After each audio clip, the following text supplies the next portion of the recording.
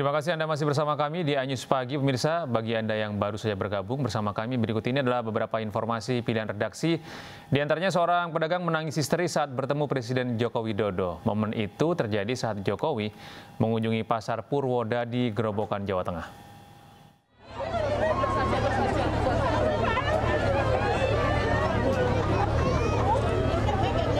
Seorang ibu parubaya ini tak kuasa menahan tangis haru saat berjumpa dengan orang nomor 1 di Indonesia. Ia bersyukur bisa bertatap muka langsung dengan Presiden. Setelah bertemu Presiden Jokowi, dagang ini pun berjalan keluar meninggalkan kerumunan.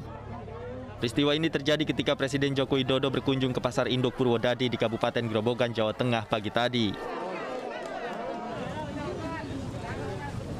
Sementara itu, ratusan pedagang, tukang beca, dan warga sekitar saling berdesakan di depan pintu gerbang Pasar Induk Purwodadi untuk mendapatkan sembako dari Presiden.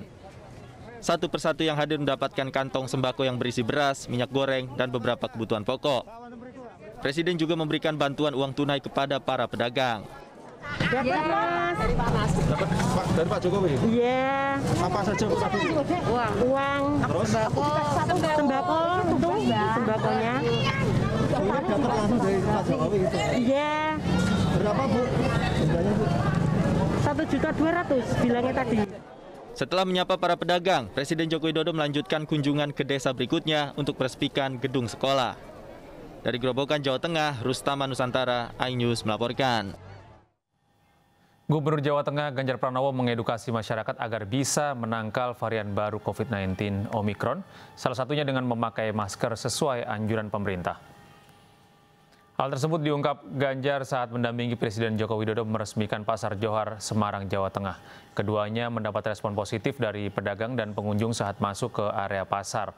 Ganjar mengingatkan masyarakat agar waspada terhadap COVID-19, terutama dengan virus baru Omikron. Masyarakat diimbau memakai masker khususnya saat beraktivitas di luar rumah. Siapa yang belum divaksin? Siapa yang sudah divaksin 2 kali?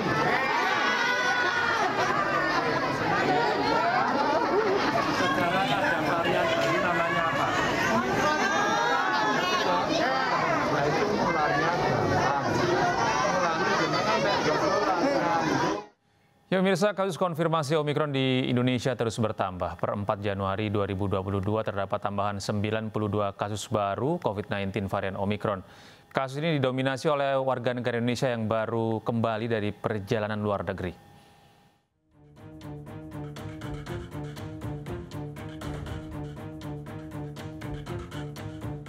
Kementerian Kesehatan mencatat ada 92 kasus konfirmasi baru COVID-19 varian Omikron pada 4 Januari 2022.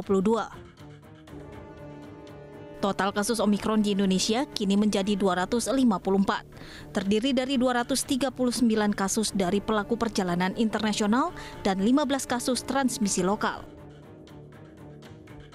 Dari 254 kasus itu, sebagian sudah sembuh dan diperbolehkan pulang. Saat ini pasien Omikron yang dirawat di Rumah Sakit Darurat COVID Wisma Atlet Kemayoran sebanyak 136 orang.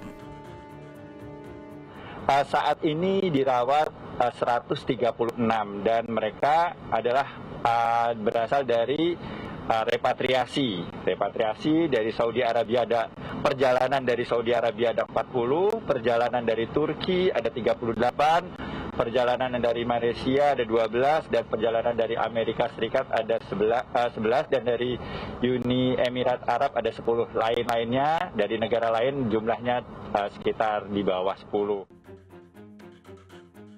Guna mencegah dan mengendalikan penyebaran Omikron, Kementerian Kesehatan menerbitkan surat edaran. Di antaranya penyamaan persepsi dalam penata laksanaan pasien konfirmasi positif COVID-19. Mendorong daerah untuk memperkuat kegiatan testing, tracing, treatment, serta aktif memantau klaster-klaster baru COVID-19 dan berkoordinasi dengan pusat bila ditemukan kasus konfirmasi Omikron. Selain kesiapan dari segi sarana dan prasarana kesehatan, kewaspadaan individu harus terus ditingkatkan untuk menghindari potensi penularan Omikron, yaitu protokol kesehatan 5M dan vaksinasi. Tim Liputan iNews melaporkan. Polri menggelar vaksinasi merdeka untuk anak di seluruh sekolah di Indonesia, salah satunya di wilayah Jakarta Barat. Vaksinasi anak di Jakarta Barat menargetkan 171.000 siswa.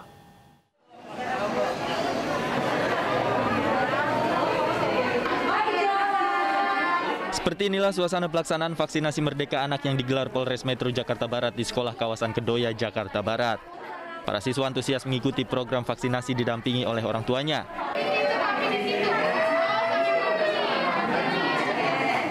Vaksinasi diwarnai tangis histeris para siswa karena takut jarum suntik. Dalam hal ini, pemerintah pusat memerintahkan kepada kita semua untuk melakukan percepatan vaksinasi supaya anak-anak ini bisa langsung belajar secara efektif seperti biasa. Secara nyaman, ya, tentunya dengan cara tatap muka. Karena memang akan banyak yang lost dari kegiatan daring yang dilakukan selama ini. Akan sangat berbeda, sehingga inilah kenapa kita harus lakukan akselerasi percepatan vaksinasi ini kepada anak-anak supaya mereka bisa belajar secara normal. Seperti itu. Orang tua siswa pun menyambut baik dan mendukung percepatan vaksinasi anak agar proses belajar putra-putrinya dapat berjalan lancar di sekolah. Polres Metro Jakarta Barat bersama pemerintah kota Jakarta Barat dan TNI menargetkan 171.000 siswa untuk divaksin dalam pelaksanaan vaksinasi merdeka anak yang digelar hingga 19 Januari mendatang. Di Jakarta, Miftahul Gani, iNews melaporkan. Pemirsa, sebagai upaya mendukung program Langit Biru, masyarakat kini semakin dimudahkan untuk menjadi tempat uji emisi kendaraan bermotor selain di bengkel. Berkolaborasi dengan Bapera Provinsi DKI Jakarta, layanan uji emisi dapat diakses masyarakat di kantor kelurahan dan kecamatan di Jakarta Selatan. Ketentuan tentang uji emisi tertuang dalam Peraturan Gubernur DKI Jakarta Nomor 66 Tahun 2020 tentang uji emisi gas buang kendaraan bermotor. Pelanggar akan dikenai sanksi sebesar Rp250.000 untuk motor dan Rp500.000 untuk mobil. Kemudahan uji emisi bagi masyarakat ini diharapkan dapat menciptakan lingkungan dan udara yang lebih bersih sebagai upaya mensukseskan program Langit Biru bersama-sama. Saja, yang paling utama adalah harus hadir di kecamatan dan di kelurahan. Jangan sampai masyarakat kesusahan atau masyarakat tidak mendapat kemudahan dalam mengakses tempat-tempat uji emisi. Nah, disitulah Bapera hadir dan disitulah pemerintah. Pemirsa, program pembudayaan Markisa yang dilakukan MNC College atau STIE MNC berkolaborasi dengan MNC Peduli mulai membuahkan hasil. Buah Markisa yang ditanam di Kelurahan Sumur Batu, Bantar Gebang, Bekasi, Jawa Barat itu kini mulai panen dan dirasakan manfaatnya oleh warga binaan. Budidaya buah Markisa warga Sumur Batu, Bantar Gebang, Bekasi, Jawa Barat kini mulai memasuki musim panen. Budidaya buah Markisa yang didukung MNC College atau STIE MNC berkolaborasi dengan MNC Peduli yang ditanam oleh warga mulai dipetik untuk dijual dan juga diproduksi menjadi minuman segar. Selain kaya nutrisi dan vitamin, buah yang hanya tumbuh di negara beriklim tropis ini memiliki nilai ekonomi yang tinggi. Luar biasa program kemasyarakatan ini sehingga membantu mereka untuk mengembangkan usaha kecil ya dalam skupnya. Ya alhamdulillah kan, jadi kita namanya di masa pandemik masih bisa ada pemasukan gitu, nggak terlalu mengandalkan dari suami ya.